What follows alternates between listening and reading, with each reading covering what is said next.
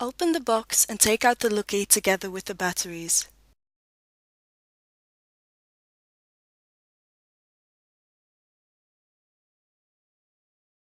Take the Looky from its case and remove the battery lid. There is a label inside the battery compartment that shows you how the batteries need to be placed. Take the battery cord and lay it across the opening of the battery compartment before placing the batteries.